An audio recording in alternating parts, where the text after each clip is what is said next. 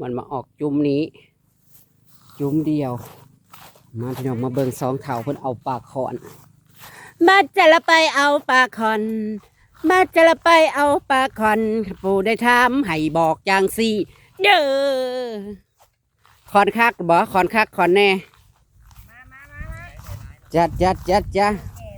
นั่งเอาได้หลายแกก่อนนะ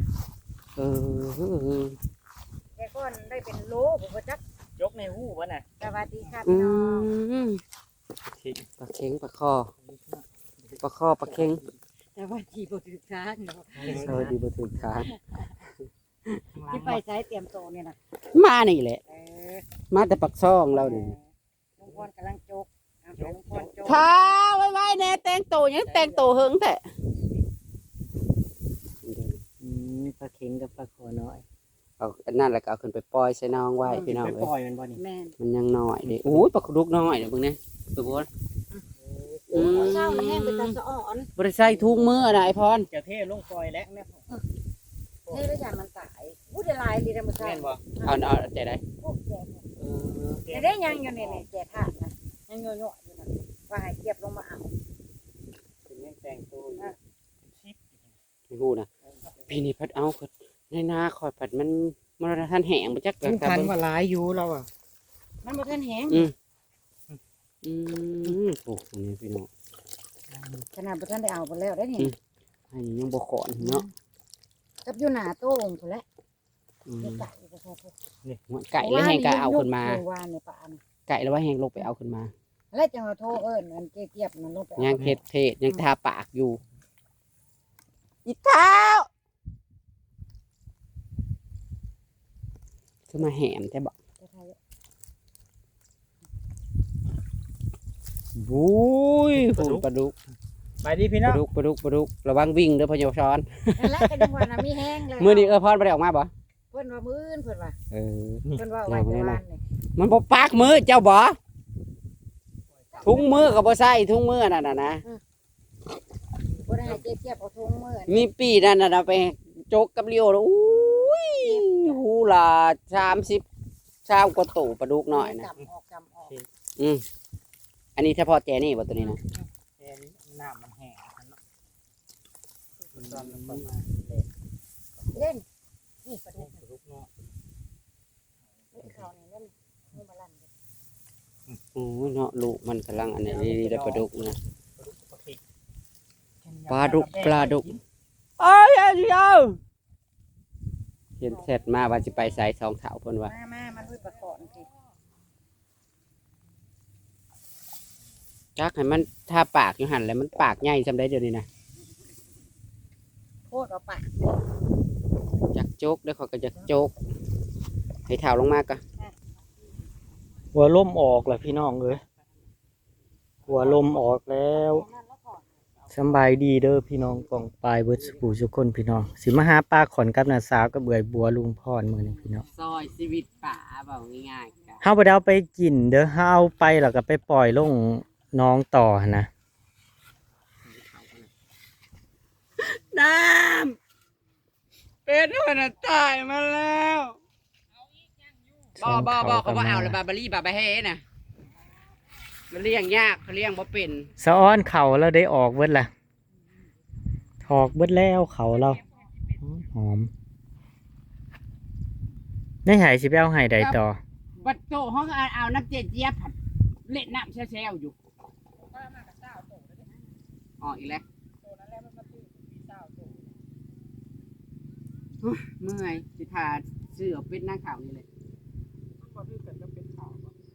เจ้า แต่ว่าจะเป็ดไก่กันยังบ่เป็นอันที่แตกขั้นไก่ขาวเลยถ้าสิขาอยู่เบิดอยู่เดี๋ยวนี้ เป็ดของเจ้านั่นซื้อมาบ่เป็ดเจ้าฝากเองบ่โอ้ แท่นขใหญ่มันพอวิทย์เบิ่นแหละพี่น้องเอ้ยขอยปล่อยให้มันตายเลยมื้อแรกเขาจะสิฟังรอบเดียวฟังไปเลยมื้อเช้าใน9ชีวิตผัวเอ้ยมาผัวเอ้ยมาแล้วน้องเอ้ย มาแล้วเล่นกระล่องเป็นแม่ ฝั่งนี้ก็ออกเบิดแล้วไอ้อยู่เทิงพุ่น1 2 3 4เรียงกันลงมาน่ะคือออกเต็มเบิดล่ะ ยืดแต่ นี่หั่นน่ะ จะว่าสิเบิดเท่าไหร่ เบิ่งแน่นี่หอมเด้หอมแห้ง ก็บ่ได้ข้าวปานใดมื้อนี้น่ะบ่แล้วขี่รถติดกับจองลงมามันก็ลมพัดมันก็พลุดกลัวมาแล้วบ่แต่งสวยเนาะป้าบวน เอาปลาขอนมาปลาขอน อาสิช้าไปใส่นี่น่ะ น้าสาวข่อยให้กาจะแม่นแต่งโตเฮิงเจ้าปล่อยลงให้นี่แต่ว่าเอื้อยให้น้องเทิงมีแต่ปลาดุกเราอะ ได้บ่คือเจ็บแท้ เนี่ยปลาดุกปักบ่ ปลาดุกปัก ไอ้ที่ค่อยเวลาเหยียบคิดจังว่าเลย ปลาดุกใหญ่ปักสะอ้อนพักการจ้องจ้ะเนาะจะเป็นแพร่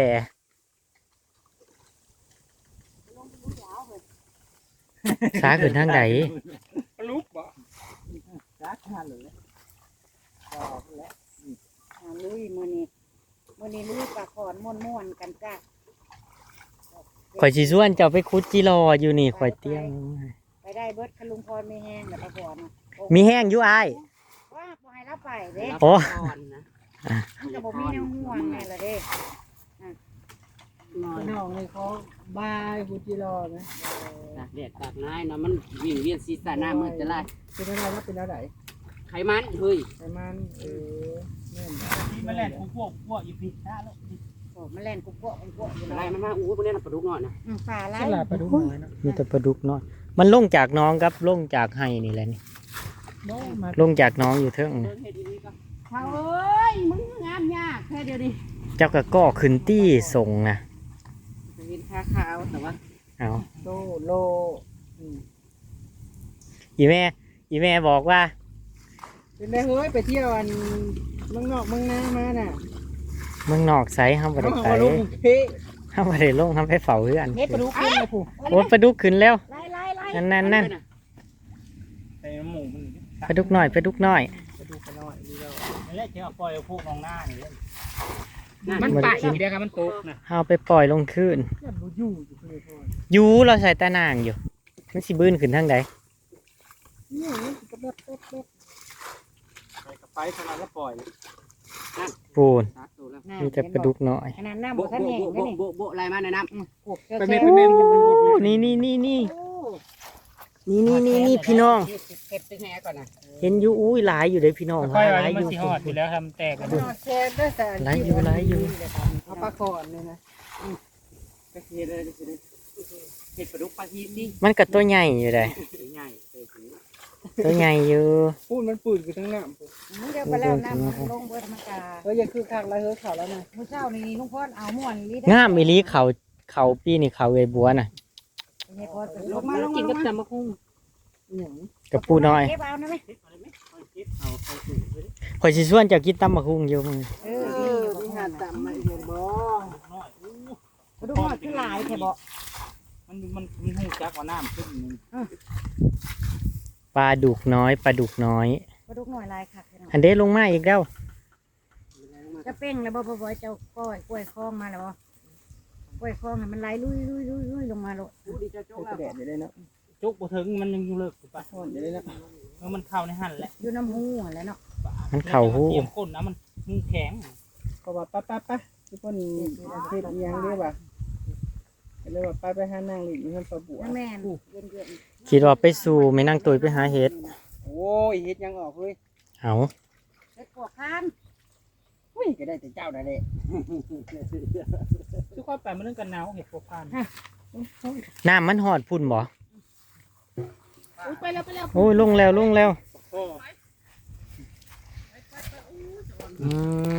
เอบัวปลาเค็งนี่ปีงเนาะ ทอด ทอดบ่ เอาแต่มือไง เฮ้ยเกินเลยทอดมันเพิ่นแซ่บปลาดุกก็ได้ เนาะ เอาเบิดนั่นแล้วเอา กระเทินได้ทอดแล้ว เอาเบิดนั่นแล้ว กับปูน้อยบ่ มันอ่อน กับปูน้อยก็เอากับปูน้อยก็เอา ไม่ใช่พยาบาลบ่เป่งลงมา อันนี้น้อยนะ เอาข่อยบ่ได้ถือหยังมาเนี่ยบัวเบียอยู่พี่น้องเพราะว่าเราปล่อยลงนี่ลายแห้งอยู่นี่เพราะว่าหาได้มากก็คือเอามาถิ่มลงนี้ทั้งปลาปล่อยแล้วก็ปลาลูกคงลูกคอยังอยู่นี่เต็มเลยพี่น้องมึงเนี่ย บูเบียอยู่หลายแห้ง มันบ่มาครับไอ้พอมันบ่มาครับ น้ำเป็นไหลมุก เฮากะเป่งแบบว่าเป่งไว้ให้มันมาโฮมพี่เฮากะจังซาอีกมันอยู่ใกล้ๆ แม่นมันอยู่ไกลๆนี่ งูน่ะร้อยเรื่อยก็สิว่าพาเอา หาปลาค่อนหาปลาขอนหาปลาขอนพี่น้อง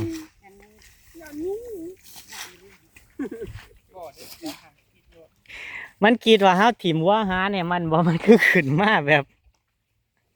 มันเคยกินห้าม ขึ้นมาแบบเต็มเลยนะปลาน่ะเบิ่งแน่ขึ้นมาแบบเต็มเลย อันนั้นเลยๆน่ะเอาไปเท้า2 3เขาละพุ ปลาดุกเนาะ ปลาดุกน้อย อันนี้ปลาดุกน้อยกับปลาคอน้อยแล้วก็ปลาเค็งน้อยพี่น้องรอให้มันไหลมากก่อนเฮ้ยรอให้น้ำมันไหลมาแต่ทางฝุ่น ก็ข้อน้อย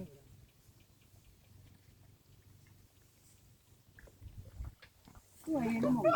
ขั้นได้ว่าขอย่างมากนะขอเห็นขางขั้นหน่อยน้อยนี่ก็ดีแหละ เจ้าก็ไปไล่ลงมานี่เด้อเฮ้ยเห็นเด้จับเอาเนี่ยนี่มองนี่ นี่ อันแรกเจ้าเหยียบแล้วนะจีนเจ้านะมันโล่งอยู่ ตั้มนี่นะมือนะเขาโปรยนี่ ปล่อยลงคืนปล่อยลงเลี้ยงคืนเด้วันนี้กะช่วงเกี่ยวเขาแล้วก็จังเอาขึ้นมากินซ้ำสิกินพี่น้องปลาเราปีทั้งกินทั้งขายลายแห้งจะได้น้องแล้วนี่ปุ๊ดาราสาวมาแล้วปรากฏตัวแล้วป๊าดสูตรเสื้อผ้าหนาผมป๊าดนะสาวเจ้าโฟดกับเจ้ายืนงามๆใส่หมองนี่ดู ก็ท่านได้ใส่ โอ้ย ใส่เกือบก่อน หันหน้ามาใหม่ท่าแก้ม คือท่าแก้มแดงแต่ มีแต่กระปุกมีแต่กาปูมาดูค่ะขอหน่อย ปลาคอน้อย ที่มันลอยมาทาง มีแต่กระปูไอ้พอในหูมีแต่กระปู นี่กระพอกนี่ฉลาด ปลาในน้องกับปูปลาเพิ่นว่าให้อาหารเพิ่นนำตี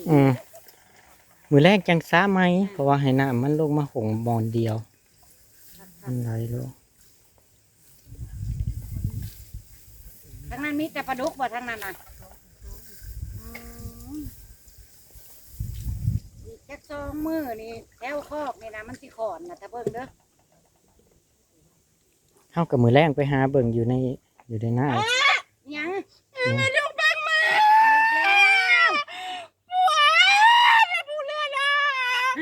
โอ้เลือดออกอีหลี ชอบสิ แน่ไปเบิร์ดแล้ว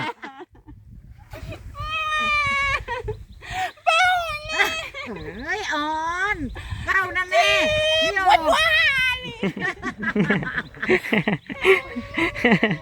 ยังนอนมากับเซาปลาดุกมาน้อยปลาดุกน้อยปากมือเจ้านั่น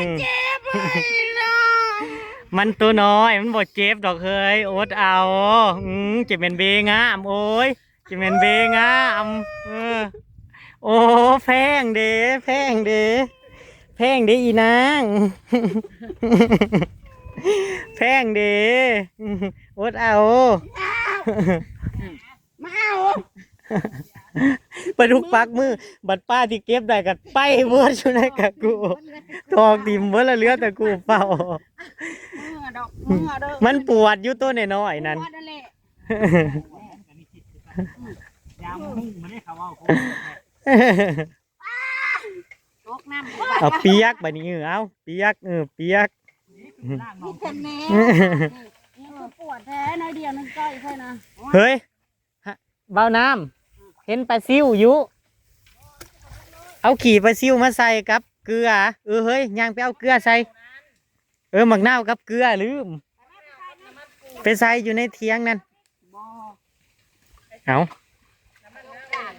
เศร้าแล้วนะจุกดัก คุณนะ โอ้ยเอามาหน้าว่าใจแล้วจุกอ่ะ พอไอ้พรน่ะเราก้มจับเอาอยู่มันคือบ่ปักว่า ไว้นี่หัวมันลุ่มพอกระจับ เจ้าไปจับจังไง โอ้ ซะ ข่อยบ่ทันได้จับจ้ำข่อยบ่ายมึงนั้นแป๊กเสร็จแล้วข่อยบ่ทันได้รู้จักว่ามีป่า ไปเอาเกลือกับมังนาวใส่ยังวะห่วยอยู่เที่ยงนะ เอา ใหญ่แหละ ป่าป่า บุได้กิโล ยอมแล้ว พี่มาเอาอยู่พี่นะสาวหลาย ใช่ พี่มองพี่ข้างในพ่อน ไปแซมปลาดุกปลาย่า อื บ่แม่น ม บักพี่พรอย่าคือมักพี่พรสุกที่มันอยากสวยอยากงามเอาบอลแฟนก่อนจักบาท รักกัน ลักลาก ราบลงไปพังนั้น กราบกระดาษน้องเคยแล้วว่า ตอนนี้พวกฟัก ตัวนั้นแหละมันปากก่อนนั้น ถูกหูมันไหนเนี่ยไอพ่อน นี่หน่อย ปุ๊บก็ว่ามันก่อนนะ ตัวหู กราบงามงาม นี่นี่ปลาดุกนี่ เบิ่งดูจะมาเงียบนะครับ ลองให้มันจบตีลองบ่จบได้ผัวเฒ่าห่วย แฟนปูฟัง โอ้ยเท่าปานนี้อยากได้ผัวหนุ่มก็เป็นไปบ่ได้เลยเนาะสู้ก็ได้สมไว้จะว่า FC แห่งบอกว่าน่ะสาวข่อยงามมืองามคืนอยู่นี่จะสิมาว่า งามก็ตายก็งาม ละเจเจ็บมาบอกเท้าขอแรง หรือเบิ่งคอพยุมยุ่งนี่คือไก่ง่วงนี่นะ โคบ่ต้อง เสียเอาไว้ ได้ฟ้ายังแจ้งสว่างดอกสดใสขอแรงเชียร์แรง โอ้ย ใจ เปื่อนเลย ยาสุนียังเข่ายังไว้เลยเด้อ เขามาเอาถุงมือนั้น ใส่ถุง ถุ มื ง อ มือนั่นเด้ เด้อแฟน ไปมาเอา ใส่ถุงมือกันเลย มาเพื่อนน้ำด้วยเอาคันเดียว จุกปากมืออยากได้ใส่ถุงมือวันนี้ 4-5 ตัว4-5เท่าใด เช้า 4-5เศร้า เก่งบ่ดุบ่ อู้ยอยู่พี่ก็กระโดดแบบ มันคิดว่าให้เอามันมาใส่ พิดกันกับโทรศัพท์แล้วก็มาพิดกันกับป่า ที่กระเป๋าเขาตัวน้อยวะ จับเอาพี่น้องมึงเนี่ยมึงเนี่ยมีแต่ปลาคอน้อยกับปลาดุกเด้อพี่น้อง ทุกคนจ้าวันนี้ป้าบัวเป็นมือกล้องให้เจ๊เจี๊ยบจ้า สวัสดีเจ๊เจ๊บนแฟนค่ะ พี่น้องสิให้เบิ่งเข่าไอ้บัวนี่ถอกแล้วนี่งามแห้งอะลีเบิ่งเนี่ยถอกเบิดเลยฝุ่นเลี้ยงกันถอกเบิดเลยอู้ยสะออนเขาเราปีนเลยแม่นเราสิได้จะแม่นเราสิได้เข่าพี่น้องพี่นี่เบิ่งเนี่ยมีแต่ห่วงใหญ่ๆพี่น้อง มีแต่ห่วงใหญ่ๆเบิ่งเนี่ย ร้องรำด้วยใจรัก มีแต่เนะแอว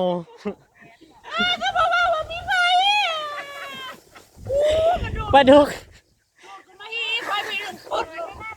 โอ้ยคนจะมาฮีตายเพราะบ้านนี้น่ะ ปลาดุกกับปลักไฟกับสอดเอ้าเป็นอีหยังมือนี่ฮะ ฮีคอยยุกโลก เราจะบ่ฮีตายบ่ แต่ที่บ่เบิ่งว่ามันมีสายไฟ จะปิ้ง สิเป็นมันแล้วพี่น้องบัดนี้ ให้คอยเฮ็ดนั่นเฮ็ดนี่ สิเป็นมันแล้วบัดนี้เมียข่อยสิเป็นมันแล้วพี่น้อง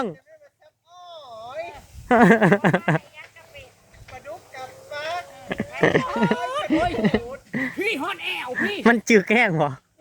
บ่จึกจังได้เอาตีนไปเหยียบสายไฟอีกแทนที่สิขามซะนี่ก็วิทย์แล้วเอาตีนไปเหยียบสายไฟ มันบ่ได้อยู่สายไฟเสียบส่งกระชู อืม ปาดจนฮอดบ้านแอวเขาตึกเลย ไฟเราต่อตรงแต่ว่า เสียบ อันบ่ มันเลยสิ อันนี้ เจี๊ยบไปวอนๆแล้ว อันนี้ไฟเราต่อตรงบ่แม่นบ่มันก็เลยแห้ง โอ้ยยังคือมีแต่แนวแค่มื้อนี้น่ะลงเงินบ่ถึงยามบ่เป็นเท่าใด ฟดงามๆดู ฟดลูกงามดิ อยู่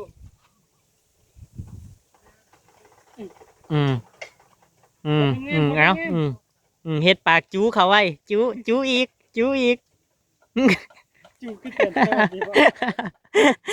ผู้สะออนเขาเรามีแต่ห่วงใหญ่ๆเนาะเขา โอ้บ้านเดาบ้านตายนี่เฮ็ดได้ จับ บาท แม่งลูกทอดแล้ว ฮ พอแล้ว เฮาเฮาบ่ทันย่างลงไปเบิ่งเขาอยู่เลยนะถอกแล้วบ่เฮ้ยสอดแล้วบ่ ขึ้นมาโลด ก็มันแห้งมื้อน่ะมันสอดข่อยก็ยังจนโดดดงจนขึ้นฮอดขี้แห่วึบเลยมื้อนั้น ปลาป่าบ่เป็นไผอ่ะ ด้านหัวมันสิย่านบ่ เฉพาะเขาตายเนาะ มันแห้งได้ พอ เสียบไฟฟ้าซ้ำ เมื่อยแล้วพอไปนอนดอก เอ้า กันมองไปยังว่ามันบ่แห้งมัน เสือเรื่องมาซ้ำกับกระเสือข้าว ด้องๆแต่มันบ่ทันได้วิทย์ ตรงนี้คือบ่มาจ้าพญาพร ไปรอให้มันบกจังมาซาเอาใหม่ มีแต่ลูกเนาะ มีแต่ลูกมันมีแต่ตัวน้อยๆ มีแต่ลูกปลาข้อน้อยกับปลาดุก ปลาดุกน้อยปลาขอน้อย หรือว่าปลาขอกั้งนั่นเองเนาะแล้วกับปลาเค็งน้อยแล้วก็กับปูน้อยพี่น้องกับปูนั่นคือเสียเอาไปกินกับตำหมักคุงเสียเอาไปกินกับตำหมักคุงสิล่างหรือสิเทนะล้าง จะเอาไปทอดมากันหลายคนแล้วก็ทอดก็ตำมาหุ้งแล้วก็ปล่อยแล้วได้มื้อเช้าแล้วมาไกลายนึง เป็นปล่อยแล้วมือเศร้าเนี่ยเพื่อนว่า รอบนี้จะไม่ปล่อย รอบนี้จะไม่ปล่อย จะเอาไปทอดกิน เหยียบแล้วไอพอนเหยียบใต้ก่อนรอ เหยียบเต็ม เต็มตีนไอพอน มึงนี่ผมพี่น้อง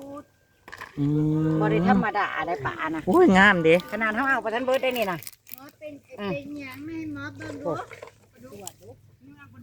งามเด้งาม ไปแล้วก็จะไปจุก เท่ๆๆทัน ตัวแดง แม่ตัวนี้ก็บ่ทันได้ล้างครับ โอ้ตัวนี้น้ำบ่กระดูกหน่อย เลือกว่าตัวแดงๆบอก ไปเบิ่ง นอนลงเดี๋ยวนี้ ปลาดุกมันกระปักมือ ปลาดุกฝักมองได้ล่ะ มั่งนี้ค่ะนี่ไงเด็กจะแวอยู่เนี่ย เด็กเจออยู่ โอ้ยหมอบ่ไปเห็นหุ้ง คุณหมอมียาอะไรทาไหม หมอใส่เวทกด ไม่มียากระหัวคนเสียกทาให้ห หั นู ว ไหม ใส่แว่นก่อน หมอบ่เห็นหุ้งไหนมันปักมองได้ คุณเป็นหมออะไร หมอสัตวแพทย์ อุ้ย เหรอ ทำไมมันดำปื้อๆเลยน่ะ สงสัยพิษมันจะกระจายแล้ว ที่ดินเข้าแน่ๆเลยน่ะนอนลงเดี๋ยวนี้ มันเป็นอยู่หัวโปมือนะ จะให้นอนลง